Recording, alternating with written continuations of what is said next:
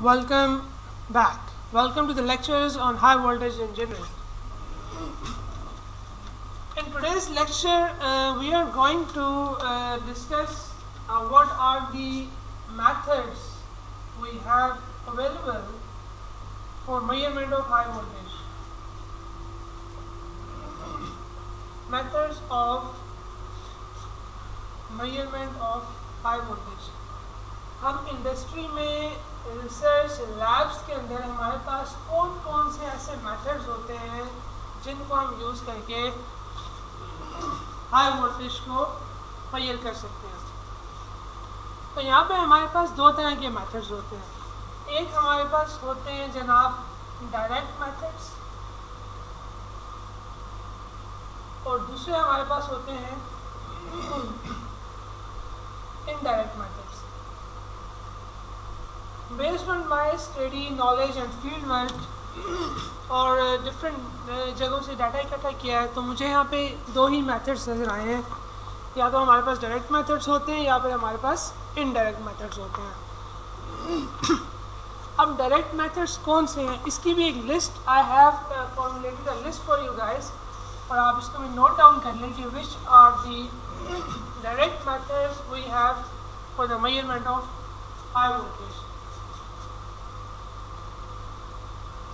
अब देखो, high voltage आपके पास in the form of AC भी हो सकता है और in the form of DC भी हो सकता है, ठीक है। तो एक मेथड जो हमारे पास होता है वो होता है, one of the method is high voltage probe, high voltage probe method. अब ये जो मेथड है इससे आप एसी भी मेजर कर सकते हो और डीसी हाई वोल्टेज भी मेजर कर सकते हो। मैं लो वोल्टेज की बात नहीं कर रहा।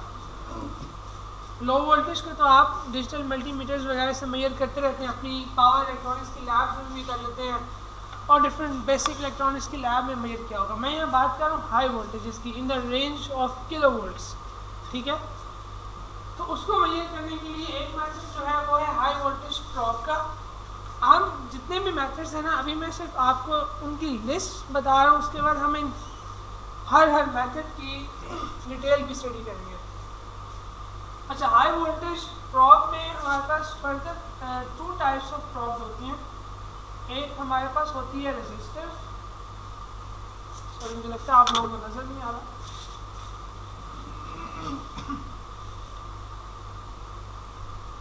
One we have is resistive probe and another one is capacitive high voltage probe, ठीक है। अच्छा, एक और मेथड हमारे पास होता है हाई वोल्टेज को मेजर करने के लिए जो सेकंड डायरेक्ट मेथड है। अभी मैं जितने भी मेथड्स की बात कर रहा हूँ वो सब डायरेक्ट मेथड्स हैं, direct methods for the measurement of high voltage. Direct methods की फर्दर कैटेगरीज में जाऊँ तो एक हाई वोल्टेज प्रोब मेथड है और एक और है आपके पास पोटेंशियल ट्रांसफार्मर। ये मेरे ख्याल से आप लोगों ने अपने प्रीवियस कोर्सेज में स्टडी किया होगा, व्हाट इज पोटेंशियल ट्रांसफार्मर, और ऑब्वियसली इसकी आपको अंडरस्टैंडिंग है। Potential transformer is for measurement of AC high voltages. Then हमारे पास थर्ड मेथड है, third direct method is ammeter in series with high resistance. आपके पास हाई रेजिस्टेंस में एमीटर सीरीज में लगा होगा, इससे आप एसी भी मेजर कर सकते हो और डीसी हाई वोल्टेज भी मेजर कर सकते हो। जो फोर्थ मेथड है हमारे पास वो है पोटेंशियल डिवाइडर मेथड। इससे भी आप एसी और डीसी हाई वोल्टेज को मेजर कर सकते हो। अब पोटेंशियल डिवाइडर मेथड में हमारे पास तीन तरह के आपके पास पोटेंशियल डिवाइडर्स होते हैं। आपके पास कैपेसिटिव पोटेंशियल डिवाइडर्स भी हो सकते हैं, आपके पास रेजिस्टिव पोटेंशियल डिवाइडर्स भी हो सकते हैं आपके पास,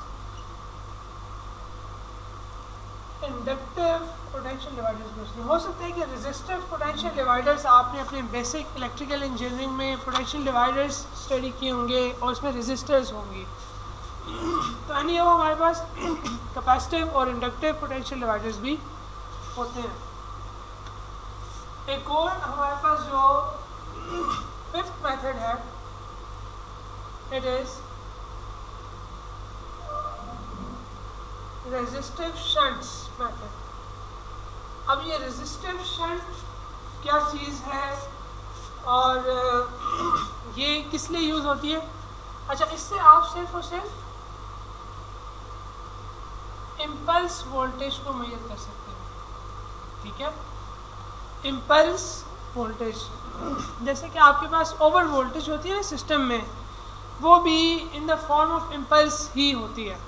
तो इम्पल्स या हम इम्पल्स वोल्टेज टेस्ट करते हैं, डिफरेंट इंसुलेशंस का इम्पल्स वोल्टेज टेस्ट किया जाता है कि हम उस इंसुलेशन के ऊपर इम्पल्स वोल्टेज अप्लाई करते हैं। अब इम्पल्स वोल्टेज किस तरह की होती है, इसकी मैग्नीट्यूड क्या होती है, वो हम स्टडी करेंगे। और इम्पल्स जो होती है, it is neither an AC nor DC, impulse is an impulse, ठीक है।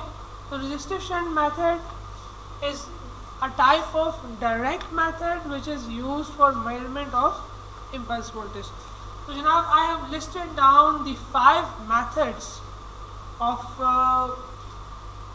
measuring the high voltage, and these 5 methods are actually the direct methods.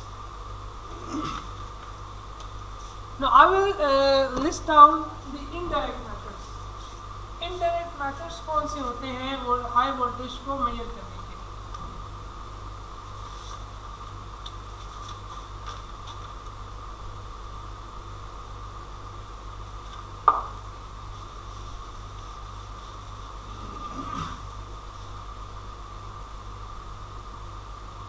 Indirect methods.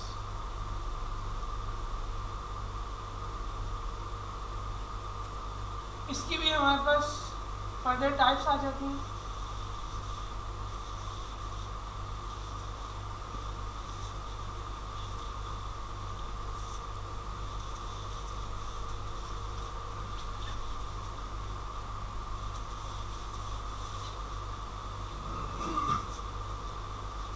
I encourage you to study the information, to gather the information not only from the textbook, not only from the reference book, but from the web as well.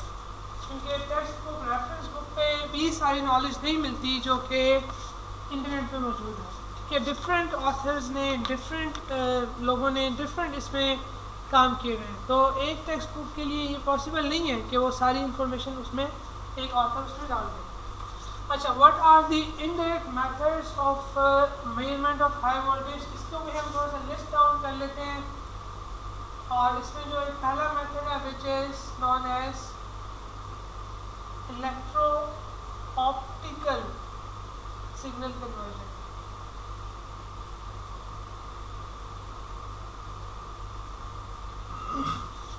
कुछ आपको नाम से idea हो रहा होगा, electro optical. Electro means something related to energy, electricity. Optical is something related to light, ठीक है। इस पर थोड़ा सोचें आप।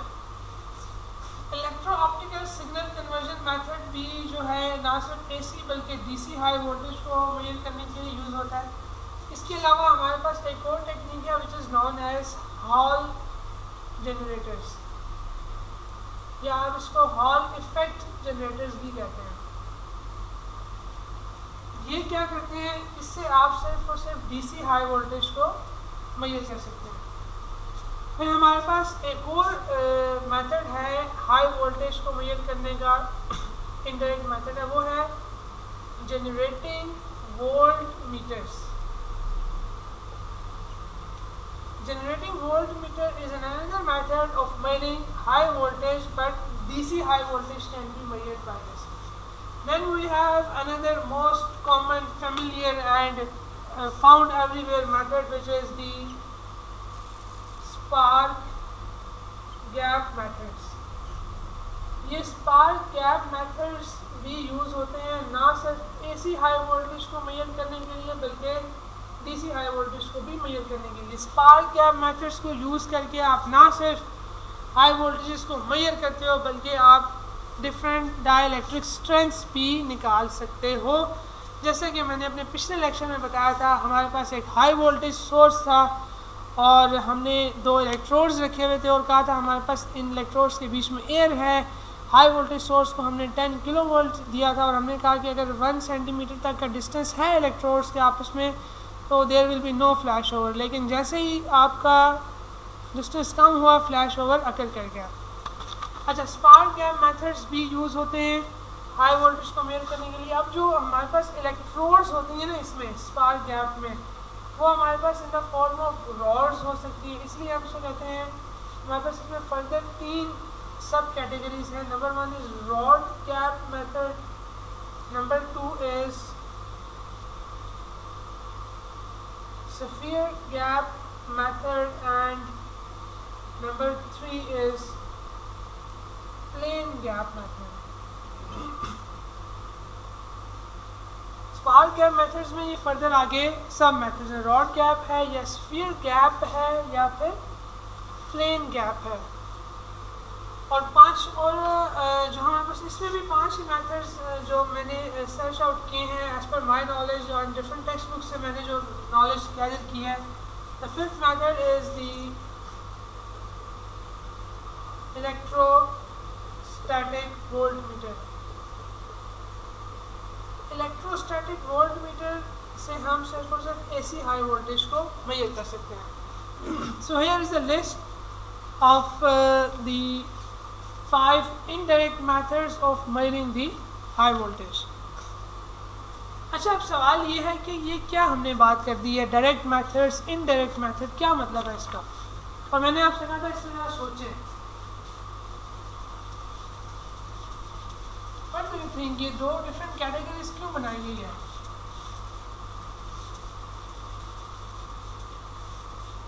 हमारा जो माइंड होता है ना, it can manipulate different things. और मज़े की बात है कि कोई भी दुनिया में कोई भी आप नावल उठा के देख लो, कोई भी ड्रामा देख लो, कोई मूवी देख लो, कोई आर्टिकल न्यूज़ आर्टिकल पढ़ लो, हर चीज़ के ऊपर ये बेसिक ह्यूमन नेचर है कि वो कोई ना कोई टाइटल देता है, उन्वान देता है, टॉपिक देता है कि यार ये टॉपिक पे बात हो रही है। और if your mind has some good skills तो उस टॉपिक को समझते साथ ही क्या कर लेगा, उसके अंदर पहुंच जाएगा। हो सकता है कि माइंड एग्जैक्ट पहुंच जाए। अब देखो नज़र आ रहा है डायरेक्ट मेथड में, मैं डायरेक्ट क्यों कहा है, बिकॉज इट मीन्स कि यहाँ पे मैं वोल्टेज को डायरेक्टली मेजर कर रहा हूँ। इनडायरेक्ट मेथड्स को मैंने इनडायरेक्ट मेथड क्यों कहा है, क्योंकि मैं वोल्टेज को इनडायरेक्टली मेजर कर रहा हूँ। ये मुझे मेरे माइंड ने बताया। अब जब मैंने आपके सामने ये नाम लिया डायरेक्ट और इनडायरेक्ट मेथड, अब बहुत से स्टूडेंट्स बस जहन में रखेंगे अच्छा डायरेक्ट मेथड है, ये क्या होता है, आगे सोचेंगे नहीं। प्लीज़ इम्प्रूव योर स्किल्स, अपने माइंड को शार्प करें कि किसी भी चीज़ को के टॉपिक को देखते साथ समझिए कि इसके अंदर हमारे पास क्या लिखा हुआ है। नॉवल के टॉपिक को देखते साथ ही उस नॉवल का आइडिया हो जाए, ठीक है। डायरेक्ट मेथड्स में हम क्या करते हैं,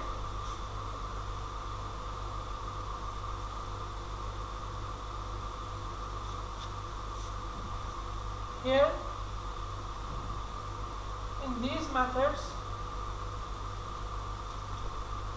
we measure voltage electrically. These methods measure voltage electrically. Electrically means in the form of exact charges, in the form of electrons, that is directly in form of low voltage और लो current. अब यहाँ पे low voltage और लो current क्यों लिख दिया यहाँ पे, जब मैं तो हाई वोल्टेज को मेजर कर रहा हूँ। पोटेंशियल ट्रांसफार्मर का नाम सुना होगा आपने, पोटेंशियल ट्रांसफार्मर क्यों यूज होता है?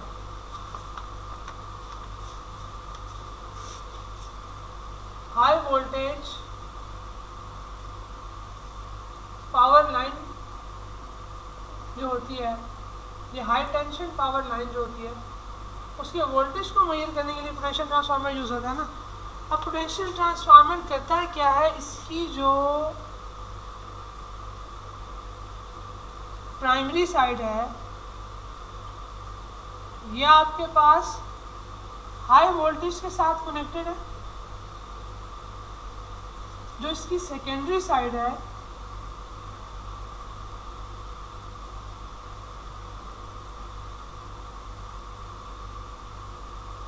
वहाँ पे आपके पास वोल्टेज ट्रांसफॉर्म होके क्या हो गए, लो वोल्टेज हो गए।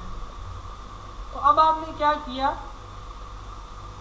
हाई वोल्टेज को डायरेक्टली मेजर कर लिया, ठीक है। तो potential transformer was a method of measuring high voltage directly. Similarly आपने नाम सुना था हाई वोल्टेज प्रोब का, मैंने आपको बताया था हाई वोल्टेज प्रोब।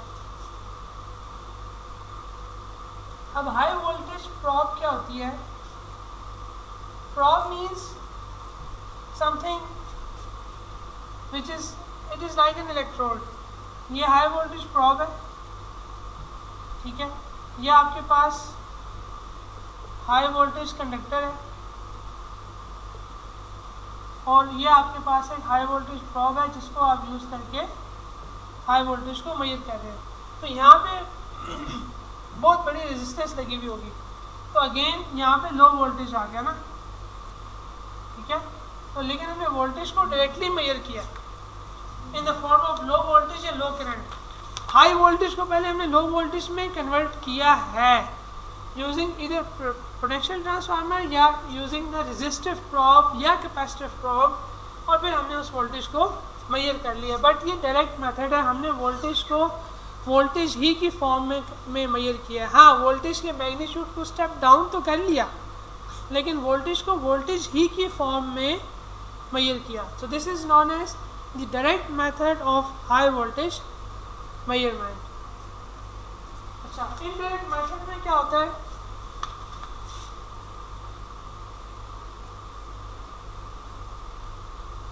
अब यहाँ पे टॉपिक से नज़र आ रहा है इनडायरेक्ट मेथड में हम वोल्टेज को मेजर करेंगे लेकिन वोल्टेज की फॉर्म में नहीं, वोल्टेज को हम स्टेप डाउन नहीं करेंगे, बल्कि यहाँ पे voltage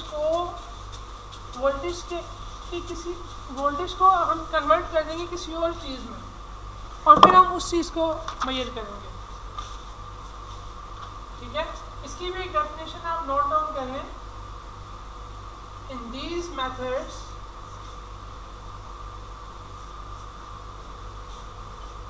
you convert voltage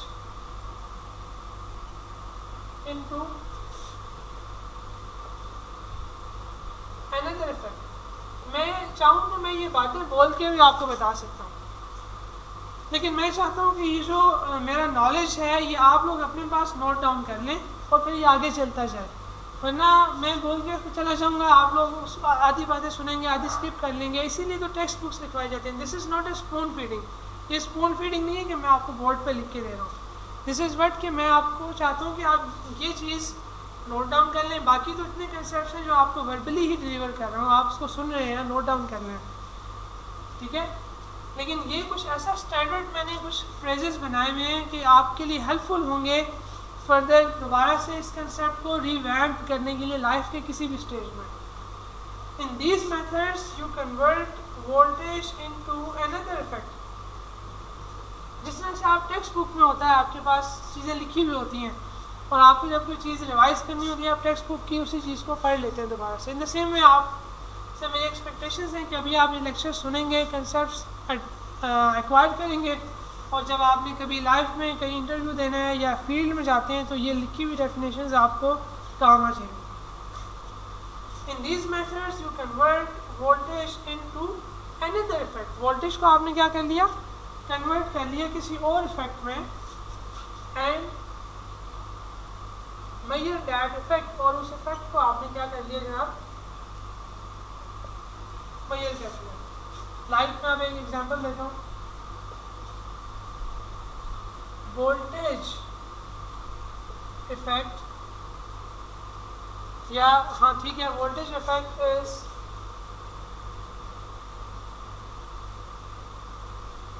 converted into light. या वोल्टेज को आपने क्या किया, voltage is converted into light and that light intensity is measured। ना सिर्फ ये कि आपने लाइट की इंटेंसिटी को मेजर कर लिया, बल्कि it is also transferable, it is also transferable to long distances। कैसे होगी? Using fibre optics. कहीं आपके पास बहुत हाई वोल्टेज है, लेट्स सपोज आपके पास एक ट्रांसमिशन लाइन है, आपने वहाँ पे एक ऐसा ट्रांसड्यूसर लगाया, वो हम पढ़ेंगे। क्या हुआ कि आपका जो वोल्टेज है वो लाइट में कन्वर्ट हो गया, और अब आपने लाइट की इंटेंसिटी को मेजर कर लिया। लाइट की इंटेंसिटी को मेजर करते हुए तो आपको कोई शॉक नहीं लगेगा ना। अब हाई वोल्टेज सोर्स आपसे दूर हो गई, आपकी सेफ्टी हो गई है, वो लगी हुई दूर हाई वोल्टेज सोर्स, वहाँ पे मैंने उस हाई वोल्टेज को लाइट में कन्वर्ट कर दिया, और यहाँ पे मैं बैठ के लाइट की इंटेंसिटी को मेजर कर रहा हूँ। मुझे पता लग गया कि वोल्टेज कितने है, लाइट की इंटेंसिटी ज़्यादा है, तो मेरे पास एक स्केल होगा कि हाँ जी इतने ल्यूमेंस लाइट है, तो जनाब इतना वोल्टेज वहाँ पे होगा। और फ़ायदा एक और कि अब मैं इसको ट्रांसफ़र भी कर सकता हूँ लॉन्ग डिस्टेंसेस में, ठीक है। और ये हमने ये क्या है, this is an indirect method of high voltage measurement, this is one of the indirect method. और ये मैंने किसकी एग्जांपल दी है? I have given you the example of electro optical method, electro optical method of measurement of high voltage. मैंने आपको electro optical method की एक example दे दिया। तो उम्मीद है कि आपको यहाँ पे समझ में आ गया होगा कि डायरेक्ट मेथड क्या होता है और इनडायरेक्ट मेथड क्या होता है। मैंने एक और बात की थी इनडायरेक्ट मेथड में वोल्टेज को मेजर करने के, एक मैंने आपको तरीका बताया था, या हमने कहा था इनडायरेक्ट मेथड में हमारे पास था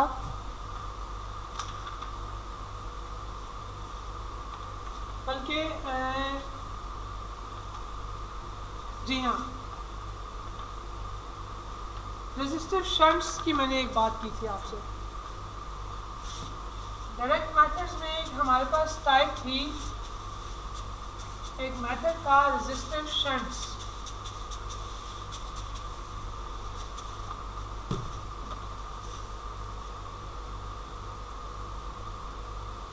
रेजिस्टिव शंट्स, और मैंने ये बोला था कि they are used for measuring the impulse voltage.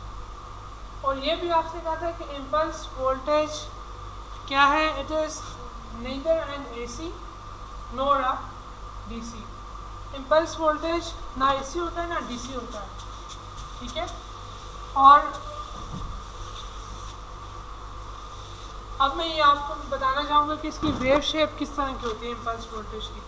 Normally आपको इम्पल्स वोल्टेज इस तरह से रिप्रेजेंट कर सकते हैं। Impulse, this is an impulse function, आपने पढ़ा होगा ये इम्पल्स फंक्शन। यहाँ पे मैं कहता हूँ I have mega volts. Impulse voltage हम जनरेट करते हैं, क्यों करते हैं? हम इम्पल्स वोल्टेज इसलिए जनरेट करते हैं ताकि हम इंसुलेशंस को टेस्ट कर सकें। एक इम्पल्स वोल्टेज टेस्ट होता है जो कि इंसुलेशंस को टेस्ट करने के लिए परफॉर्म किया जाता है। तो जो इम्पल्स वोल्टेज की जो वेव शेप होती है, अगर इसको स्ट्रेट लाइन से रिप्रेजेंट किया, थोड़ा सा मैं इसको जूम इन करूँ, it will be like this कि ये स्टार्ट हुई, पीक पे गई, और फिर अपने हाफ पीक पे गई, और फिर ये डिके कर गई। This is an impulse voltage standard waveform, या impulse voltage standard wave shape. Peak है मेगा वोल्ट, ठीक है, ये टाइम है माइक्रोसेकंड से, ये सारा टाइम ही इम्पल्स वोल्टेज का जो टाइम होता है ना, वो माइक्रो सेकेंड्स में होता है, इसीलिए तो हम इसको ऐसे स्ट्रेट लाइन से रिप्रेजेंट कर देते हैं जी। इन्फिनिट हाइट है जी और ज़ीरो टाइम है, लेकिन टाइम ज़ीरो नहीं होता, time is minimum to zero और हाई, और उसकी जो मैग्नीट्यूड है वो बहुत हाई होती है, ठीक है। तो इम्पल्स वोल्टेज का स्टैंडर्ड वेव शेप क्या है, पहले ये जाएगी अपनी पीक पे, उसके बाद जाएगी अपनी ये हाफ पीक पे, और उसके बाद होगा एक्सपोनेंशियल डिके। एक्सपोनेंशियल डिके होगा कि ये वोल्टेज आपका ज़ीरो पे जाके डाई आउट कर जाएगा। So this is an impulse voltage, और इस इम्पल्स वोल्टेज की एक स्टैंडर्ड सी वेव फॉर्म है। अच्छा, अब ये जो इम्पल्स वोल्टेज आपने जनरेट भी तो किया ना, अब इस इम्पल्स वोल्टेज को मेजर करने के लिए हमारे पास रेजिस्टिव शंट्स की एक टेक्निक है जो कि बिलोंग करती है direct methods of high voltage measurement की। तो इससे आप इम्पल्स वोल्टेज को मेजर कर लेते हैं, ठीक है। इम्पल्स वोल्टेज की एक छोटी सी एक एग्जांपल देने के बाद मैं लेक्चर वाइंड अप करता हूँ। एक इलेक्ट्रिशियन आया आपके घर, उसने एक पंखा लगाया, सीलिंग फ़ैन लगाया, और सीलिंग फ़ैन का वेट कितना होता है, 4 kg से ज़्यादा नहीं होगा, लेकिन उसने कहा ये देखो जी पंखा बड़ा मजबूत है। वो क्या कर जाएगा, वो उस फ़ैन के साथ लटक जाएगा। 1-2 सेकंड तक वो लटका उस पंखे के साथ। उसने पंखा फिट करने के बाद आपको दिखाने के लिए ना फ़ैन के साथ लटक गया और फिर नीचे छलांग लगा दी। तो जो उसने 1 या 2 सेकंड का उसने 60 kg का वेट उस पंखे और हुक पे डाल दिया आपको दिखाने के लिए। तो ये है एक एग्जांपल इम्पल्स वोल्टेज टेस्ट की जो इलेक्ट्रिशियन ने आपको करके दिखा दी, ठीक है जी। तो नेक्स्ट सेक्शन में हम फिर फर्दर आगे कंटिन्यू करेंगे। तो आई होप आपको सारी बातें समझ में आ गई होंगी। So thank you so much for today's lecture.